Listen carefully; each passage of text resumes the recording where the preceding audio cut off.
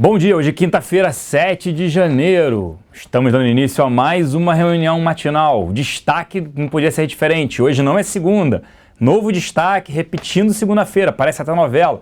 China novamente, acionado circuit break. Bolsa fechou por lá, ficou mais tempo fechada do que aberta. Impressionante. Isso porque, pelas medidas, de paridade cambial, que o Banco do Povo, Popular da China, o Partido Popular da China vem implementando, o mercado fica com receio, de valorização do yuan, de que a economia chinesa está bem pior e de acelerar muito mais rápido do que se esperava antes. Era o famoso soft landing ou hard landing, um pouso forçado ou um pouso suave.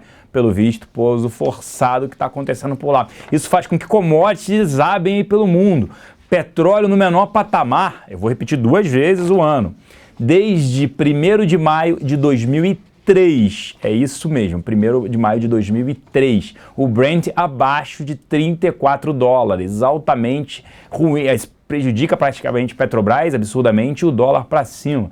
Então, assim, a aversão a risco permanece, mas por incrível que pareça, que cai menos do que a Europa e Estados Unidos. Isso porque a gente já vinha sofrendo também muito, Depois eu vou falar um pouco sobre preço, sobre lucro, como é que tá a bolsa aqui. Mas para falar sobre essa parte macro, o que está acontecendo, a parte doméstica acaba ficando de lado, com toda essa discussão de impeachment, que até esfriou o impeachment, mas fica um pouco de lado, fica muito mais forte lá fora, mas é óbvio que o Gustavo vai falar sobre produção industrial aqui, que desabou nunca na história desse país, essa queda tão acentuada. Vou passar para ele agora, depois eu volto para comentar mais, bater um papo maior com vocês. Bom dia, Gustavo.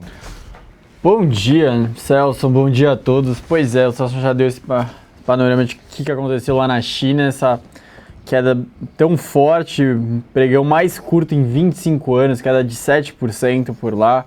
Como ele disse, é bem parecido com o que a gente viu na segunda-feira, quando eles estrearam o Circuit Breaker por lá.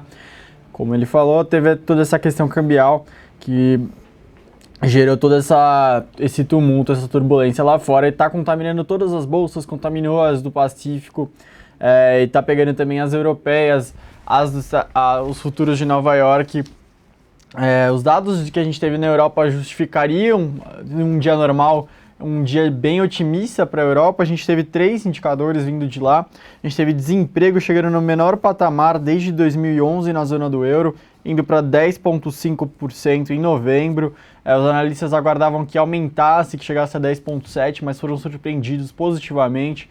O número de desempregados recuou 130 mil na Europa. Outro indicador bem positivo para a região é o sentimento econômico, está no maior patamar também desde 2011. Foi de 106,1 para 106,8 em dezembro. Todas as confianças melhoraram, consumidor, serviços, indústria. O único indicador que veio ruim foram as vendas no varejo, queda de 0,3% em novembro ante outubro, quando o mercado aguardava alta de 0,3%. Mas, no geral, o balanço da Europa veio positivo, mas nada foi suficiente para conter a pressão vindo da China, como a gente falou, como o Celso explicou, a parte cambial. O Banco do Povo, que é o Banco Central da China, fazendo um ajuste forte na taxa de referência, fez com que o mercado ficasse bem pessimista com a região, com o país. Então, pela segunda vez na semana, a gente teve um circuit breaker e a sessão interrompida na China. A gente hoje pela tarde vai ter como destaque novos dirigentes do Fed se pronunciando. Ontem o Stanley Fischer, vice-presidente do Fed, ele também se pronunciou depois da ata da última reunião, aquela reunião que teve pela primeira vez a elevação na taxa de juros. A ata trouxe um pouco mais de pessimismo para aqueles que acham que teremos várias altas na taxa de juros em 2016. Ou seja, ela veio bem diferente do que aguardavam, no sentido de que os membros do Fed não estavam com tanta certeza de que deveriam ter subido juros. Então, provavelmente o mercado está precificando menos agora, mais elevações na taxa de juros em 2016. Isso faz com que os treasuries lá nos Estados Unidos recuem bastante. Depois dessa ata, o Stanley Fischer, o vice-presidente, também foi nesse sentido, mas ele deu uma frase que talvez a gente tenha que ficar um pouco atento, que ele falou, o mercado pode sim ser surpreendido em 2016. Enfim, sempre ficar atento. Também a gente tem o relatório de emprego dos Estados Unidos, que é um dos principais indicadores do país. Indo para a parte doméstica, como o Celso falou, a produção industrial ela despencou. O mercado aguardava queda de 1%, ela recuou 2,4%, então ela já está com um acumulado maior do que 8% em 2015.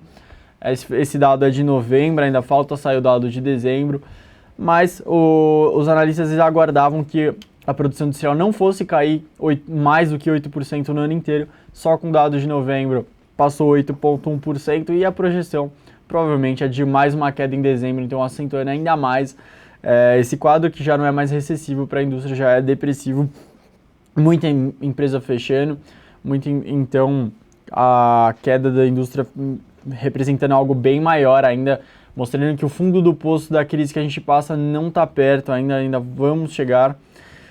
A comparação anual teve queda de 12,4% em novembro, já é a 21ª taxa seguida de queda na indústria. Então, um quadro bem crítico para a produção industrial brasileira, que a gente deve ter mais um ano de queda em 2016 e talvez para 2017. Outro ponto é a parte um pouco política. Como a gente falou esses dias aqui na reunião matinal, o governo ele olha agora para o Minha Casa Minha Vida e vê uma oportunidade de estimular via construção civil a economia. E a presidente Dilma reuniu os seus principais membros da conjuntura econômica, Nelson Barbosa, ministro do Planejamento, para tentar ver como está a situação. Existe um consenso de que tem muita coisa atrasada, cerca de 6,7 bilhões em pagamentos atrasados na parte da construção, na parte do Minha Casa Minha Vida. E a presidente Dilma quer acertar isso quanto antes, para que ainda no mês de janeiro eles anunciem um estímulo maior pela construção civil, para gerar mais empregos e evitar um colapso do mercado de trabalho que a gente está para ver agora nesse primeiro trimestre de 2016. Hoje a gente vai ter uma agenda um pouco mais vazia. A Anfávia vai divulgar logo mais as vendas de veículos às 11h20 e teremos mais leilão do BC, além do Tombini indo para a Basileia e participando de diversas reuniões. Agora sim vou devolver para o Celso. A gente se vê novamente amanhã aqui na Infomania, na reunião matinal. Com você, Celso. Obrigado, Gustavo. Por aqui, o fluxo na casa. Ontem, os locais terminaram o dia net comprados em 30 milhões de reais. Destaques na compra para Bradesco, BB Seguridade, Ultrapar, Eco Rodovias e Cirela. Destaque na venda para JBS Suzano, Vale 3 e Brasil Foods. Nas duas pontas, Petro 4, Itaú, Croton, Vale 5 e Cielo. Os estrangeiros foram net compradores de 2 milhões de reais, praticamente estáveis aí os estrangeiros. Na compra, destaque para Brasil Foods, Vivo, Equatorial, Braskem e Ambev. Destaques na venda para Vale 3, Klabin, Banco do Brasil e Bradesco. Nas duas pontas, Petro 4, Vale 5, Itaú e Fibria. China segue pesando aí nos mercados e, obviamente, pesa principalmente no setor siderúrgico e nas mineradoras. E aí o caso Vale hoje e também, sendo afetadas aí Usiminas, CSN e Gerdau, mesmo após a queda de ontem. Só para ter uma ideia, hoje mais cedo a Rio Tinto, mineradora Rio Tinto, apresentava queda de 3,76. Ontem ela já fechou em queda de 4,8. A BHP queda hoje de 5,2. Queda ontem foi de 4,91%. A Anglo América queda de 11,09% hoje. A queda ontem foi de 4,5%. Então, o que esperar para hoje? Uma forte queda também para a Vale e para as siderúrgicas, Usiminas, CSN e Gerdau, mesmo após a queda de ontem. Igual caiu 15%, Gerdau caiu mais de 8%. Ontem, o presidente do Conselho Consultivo do Grupo Gerdau, o senhor Jorge Gerdau, ele afirmou que o cenário internacional e a China são fatores que não ajudam o setor, obviamente. A gente segue recomendando short em Vale 5 e também em Usim 5. Petróleo, outra commodity que sofre muito hoje, muito por conta dessa preocupação, desaceleração, e eu vou repetir como eu falei no início, o petróleo está no menor, o Brent está no menor patamar desde 1º de maio de 2003, é isso mesmo, 2003, quase 16 anos aí. Hoje estava caindo o Brent na casa de 1,70, ontem caiu 6%, e isso é mais pressão para as ações da Petrobras. Primeiro porque ela é uma empresa petrolífera e depois porque o dólar está para cima também. A gente segue recomendando short no ativo. FIES, o repasse, será que vai ser normalizado? Uma grande discussão no mercado era se o repasse seria normalizado ou não, que é o pagamento às universidades. Isso prejudicou o capital de giro das companhias e agora, segundo portaria do MEC, ele tende a ser normalizado agora, já no meio do ano, o que é positivo para o setor. No setor, nós recomendamos exposição à Croton, nossa preferência. E Minha Casa Minha Vida, será que sai do papel essa fase, essa nova fase 1, né? Que seria a fase 3, mas voltada para a faixa 1, principalmente beneficiário seria direcional e MRV? É difícil ver alguém querendo comprar uma casa com um cenário aí totalmente desastroso, com uma inflação de 11%, uma recessão no ano passado, esse ano num processo de recessão que pode se tornar depressão, né, gerando um problema grande aí para as empresas, fora a alta de juros, que é bem provável que ocorra em janeiro. A gente prefere não ter exposição ao setor de real estate, mas isso seria uma notícia positiva, principalmente para essas duas companhias que eu citei. E ainda vale destacar nossa mesa de aluguel. Ontem os destaques foram para Lame 4, Bova 11, Petro 3, CSN, Hering, CCR, VEG e Gerdau. O momento segue de cautela, né? O que é só interessante é que o nosso índice aqui, o Bovespa, ele vem apresentando uma queda abaixo das quedas que acontecem tanto na Europa quanto nos Estados Unidos, demonstrando, né, que a gente já vinha sofrendo antes, né? A gente bateu 58 mil pontos em março, com a expectativa do Levy, que ele ia fazer, e depois a Bolsa voltou, está ali na casa de 41 mil pontos, muito por conta do cenário global, desaceleração das commodities, preocupação com China e esse cenário desafiador de crescimento global, que é óbvio que afeta o nosso mercado doméstico. Agora, eu vou chamar aqui, vou pedir mais um segundo aqui. Vai lembrar, hoje estarei no Conta Corrente. Obrigado, produção, pela lembrança aqui no ponto.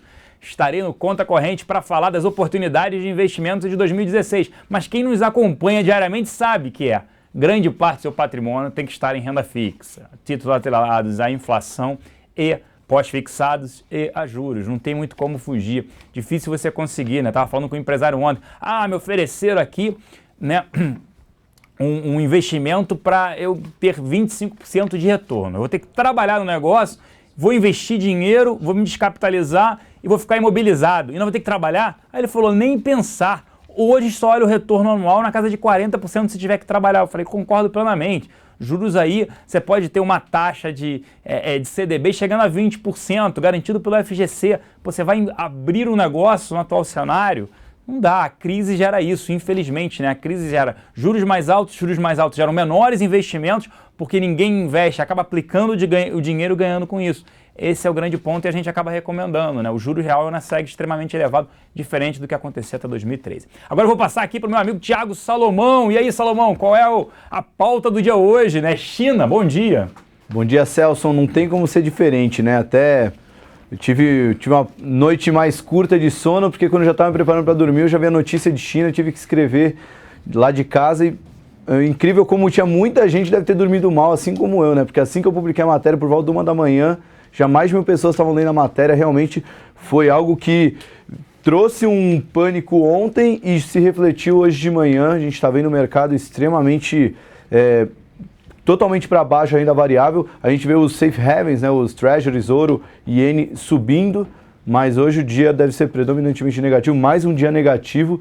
E é o que você falou, né, Celso? É difícil pensar em bolsa nesse cenário, por mais que a gente esteja até abaixo do fundo de 2008, se a gente olhar para a bolsa em dólar, né?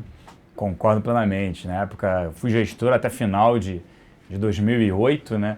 E eu lembro do ano de 2008, eu acordava de madrugada para ver como é que estava negociando lá fora, como é que abria a China, se lá fora os futuros, como é que estavam negociando. E às vezes tinha que ir para o trabalho, 2, 3 horas da manhã, para tentar ter uma proteção, commodities, alguma coisa tinha que fazer. Então, lembro que dormia muito mal. Não que eu esteja dormindo bem agora, mas na época era bem pior, porque você tinha que tentar proteger ao máximo ali os clientes, né, maneiras que você tem de proteger.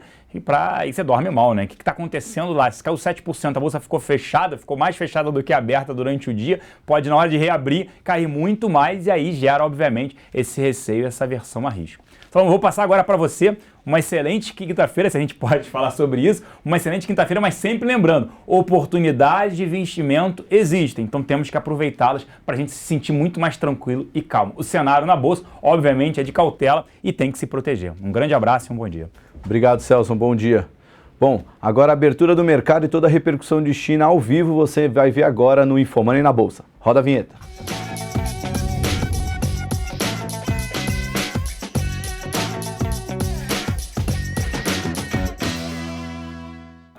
Tá começando Infomani na Bolsa, o giro diário de notícias com tudo que você precisa saber para operar no mercado nessa quinta-feira, dia 7 de janeiro de 2016. Segundo circuit break na China, menor pregão da história, menor em duração do pregão na China.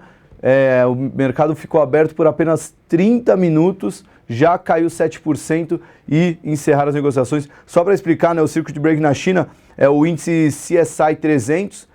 A gente geralmente acompanha o Shanghai Composite, mas o CSI 300 que faz o benchmark do se vai ter pregão ou não, né? Se vai ter o circuit break ou não. Se ele cai 5%, interrompe por 15 minutos. Se ele cai 7%, aí interrompe para o resto do dia e só volta amanhã. E isso a gente está vendo o reflexo. Já estava vendo ontem de noite, lá de madrugada, a gente já via as bolsas asiáticas caindo na faixa de 2%. E hoje de manhã o movimento está até ainda mais forte, principalmente nas bolsas americanas, nos contratos futuros dos índices americanos. E até como o Celso falou, das mineradoras do exterior caindo muito forte. Isso a gente deve ver nas ações da Vale. Eu já estou com o home broker aberto aqui. Vamos ver, daqui a pouco as ações já devem abrir. Vamos ver se alguma já iniciou o pregão. A Vale nesse momento já opera com queda de mais de quase 5% de queda. A ação preferencial da Vale caindo 5% nesse momento. A Bradespar se aproxima cada vez mais de R$ 4,00, queda de 4%. Petrobras também já abriu, queda de 3,91. Vamos ver se o setor financeiro também está sofrendo nesse momento. Cadê as ações do Itaú? Itaú caindo um pouco menos, 1,7%. Bradesco operando também queda de 2%. Banco do Brasil caindo 1,5%. Até as ações consideradas defensivas, né, como Hidrogasil, Ultrapar, também caindo na faixa de 2%. E com isso o Ibovespa caindo 2%, 40.955 pontos. Já estamos operando abaixo dos 41 mil pontos. Ontem a gente atingiu o menor patamar desde 31 de março de 2009. O mês de março de 2009 é o último mês às mínimas do Ibovespa, né? A gente tem mínimas até 36 mil pontos. Então o Ibovespa tem uma bela região de suporte aí, onde pode encontrar uma zona de compradores, mas nesse momento está apresentando um movimento de queda livre. O dólar sobe, mas sobe pouco em relação à queda do Ibovespa. A gente está o dólar futuro marcando alta de apenas 0,53% a 4,084%. E os contratos futuros de DI também operam, os DIs curtos operam em queda e os DIs longos operam com alta, mas também um movimento mais modesto que o Ibovespa. Bom, vamos dar uma atualizada aqui e ver as maiores altas e baixas do índice. Nesse momento aparece única alta solitária do Ibovespa Braskem subindo 0,14%. O resto, todas as outras 60 ações do índice caindo. Destaque negativo para, como o Celso já tinha citado, né, as empresas expostas à China, né, expostas ao minério de ferro. Metalúrgica, Gerdau, Usiminas, CSN, Vale 5 e Vale 3, as 5 maiores quedas do Ibovespa, caindo entre 4,5% e 7%. Metalúrgica Gerdau foi uma das piores ações ano passado, caiu 80% em 2015.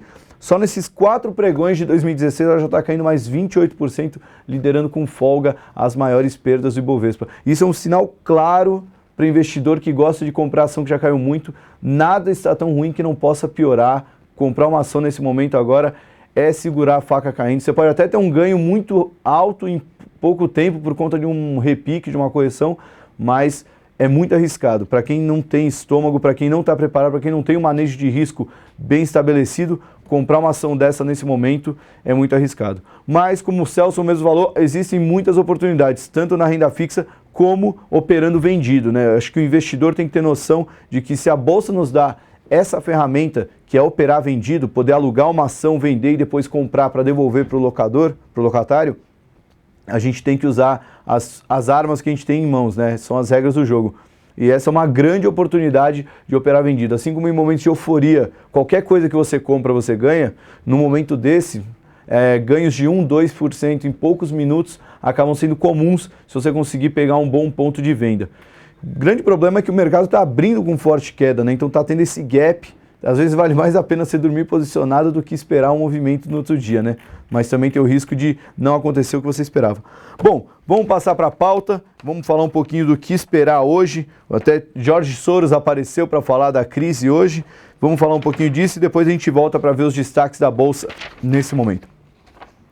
Bom, começando por China, como eu falei, o índice de ações CSI 300 caiu mais de 7%, acionou um novo circuit break e provocou o encerramento dos negócios para o resto do dia. É a segunda vez na semana que é acionado o circuit break, que é o mecanismo de defesa usado pelos órgãos reguladores para impedir forte volatilidade nos mercados de ações. O Shanghai Composite também caiu 7,32% e as bolsas em todo o continente asiático, na Austrália, também tiveram forte queda. O pessimismo se espalhou rapidamente nos mercados após o Banco do Povo da China ter estabelecido a taxa de paridade para transações cambiais essa quinta em 6,5646 yuans por dólar, o menor nível desde 2001 e 0,5% abaixo do patamar de ontem.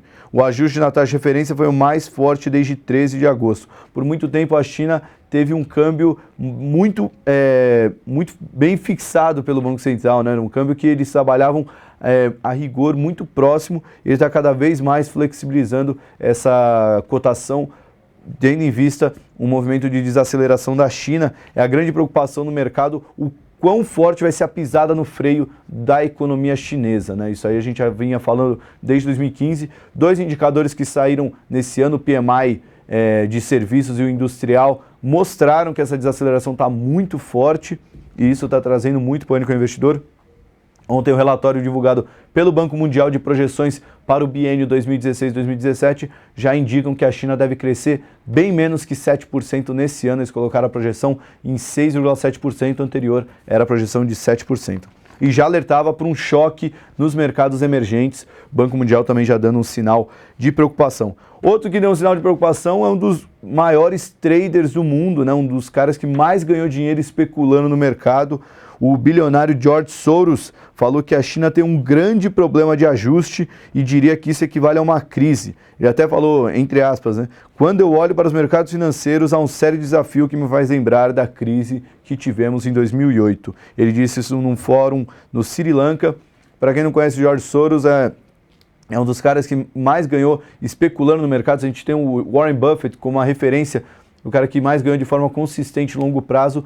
O Buffett é aquele trader mesmo, de fato, que consegue identificar as mudanças no mercado e operar em cima disso. Ele ficou muito famoso por quebrar, entre aspas, o Banco da Inglaterra quando ele operou contra a libra esterlina e ganhou bilhões de dólares em cima disso.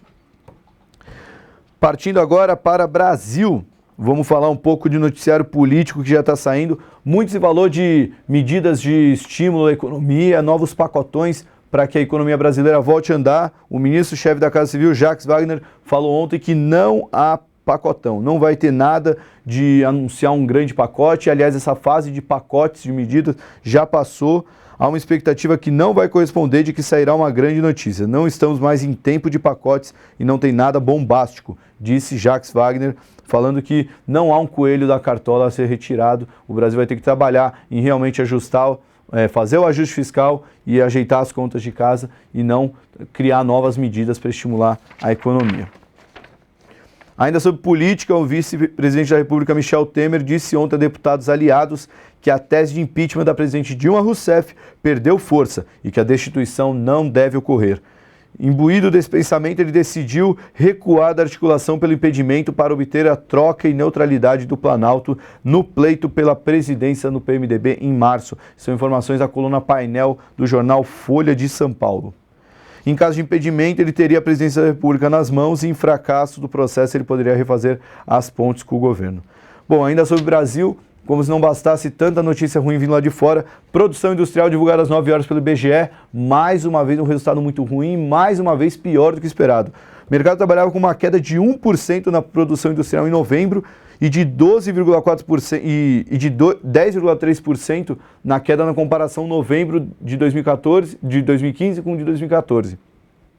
Pois bem, a queda na passagem mensal foi de 2,4%, bem acima de 1%, e na comparação anual foi de 12,4%, bem acima dos 10,3% esperados.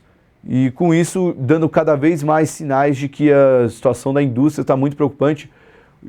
Inclusive o ex-presidente Luiz Inácio Lula da Silva e o Jorge Gerdau têm pressionado o governo para trazer novos estímulos à indústria, mas isso não deve acontecer pelo tom do discurso do Jacques Wagner ontem, né? E até pela preocupação da Dilma em cortar gastos e aumentar a eficiência do governo. Bom, partindo para os destaques corporativos, eu ia querer falar de um destaque positivo do setor educacional, mas a gente pode falar que o setor está caindo pouco, que seria uma vitória hoje no momento agora, 10,18, o Ibovespa cai 2,18%, a Kroton cai apenas 0,75%. Ontem teve o anúncio de que vai haver o repasse para as empresas do setor de educação referente ao pagamento do FIES. Segundo o Santander, esse anúncio feito pelo Fundo Nacional de Desenvolvimento da Educação, que é o operador do FIES, é um indício forte de que o fluxo de repasses deve ser finalmente normalizado. É aquela grande questão que atrapalhou o setor de educação. Não é só retirar o FIES ou manter o FIES ou aumentar o FIES. A grande preocupação é a expectativa de fluxo de caixa. O mercado ficou sem saber como trabalhar com essa expectativa. Tendo um fluxo de caixa mais previsível, essas empresas podem voltar a se tornar atrativas. Nesse momento, o Kroton cai apenas 0,75, uma queda bem menor do que o resto do índice. Já a Estácio, outra empresa do setor no Ibovespa, cai 2,22 em linha com o Ibovespa. Bom, esses são os destaques da Bolsa. Antes de voltar para os destaques do mercado, eu quero compartilhar aqui com vocês o link da carteira recomendada Infomoney 2016. Como o Celson falou, tem muita oportunidade mesmo com a bolsa em queda. Eu sou fascinado por mercado de renda variável, gosto muito de ter uma carteira de ações, mas nesse momento realmente fica muito difícil ficar completamente concentrado em ações. A carteira aqui a gente trabalhou bastante com instrumentos de renda fixa, principalmente instrumentos de multimercado, fundos de investimento que investem em dólar também. Enfim, uma carteira bem mais diversificada para ajudar o investidor a conseguir uma diversificação nesse momento bem conturbado do mercado. 10 horas e 20 minutos, vamos dar uma atualizada aqui no Ibovespa. Nesse momento o índice cai 2,20%. Das ações que mais caem no índice, a gente vê agora todas as ações caindo. A menor queda é a Kroton caindo 0,11%. E das maiores quedas aparece Goal, Smiles, Usiminas, Vale, Bradespar, também CSN e Gerdau. Mais atrás, Petrobras, Ordinária e Preferencial, todas caindo mais de 4%. Sobre Smiles, é legal mencionar que o mercado está cada vez mais preocupado com a situação da Gol, que é a empresa que a Smiles faz o programa de fidelidade da companhia aérea Gol. E com isso a Smiles acaba sofrendo, principalmente pelo fato da Gol ter muitas ações da Smiles e poder usar esse caixa que ela tem com a Smiles para fazer uma captação. Isso poderia gerar um overhang e as ações da Smiles caírem ainda mais. Por isso esse descolamento da Smiles em relação à concorrente dela, Múltiplos, que faz o programa de fidelidade da TAM. A Smiles por muito tempo era uma das queridinhas do mercado, mas desde a metade do ano passado vem caindo muito forte. Nesse quarto pregão do ano já é queda de mais de 14%, então vale a pena ficar de olho em Smiles. Recentemente o Deutsche Bank rebaixou a recomendação tanto para Smiles quanto para a Gol, então é um papel que, apesar de ser uma empresa muito boa, muito bem gerida, não é o momento para ter, já que tem toda essa preocupação em cima da Gol. Bom, eu me despeço aqui, acompanhe o mercado que hoje o dia vai ser quente, como vocês viram, nem mesmo depois das 6 horas quando a bolsa fecha, o investidor está tendo tranquilidade, já que por volta das 11 horas já abre o mercado asiático e está trazendo cada vez mais novidades negativas para o investidor. Tomem cuidado, invistam com tranquilidade, pés no chão. Se não tiver estômago para ficar na bolsa, vai procurar um investimento mais tranquilo. Se quiser já operar vendido, sempre certifique com a corretora se há disponibilidade do papel para ser alugado. Não vai vender o papel sem alugar antes, corre o risco de ficar sem o papel na custódia e tomar multa da bolsa. Então, hoje o mercado está perigoso, então opere com calma, opere com tranquilidade, serenidade, que as oportunidades vão surgir para todo mundo. Eu me despeço aqui, tenham todos um bom pregão e até amanhã com mais um Infomoney na Bolsa. Até lá!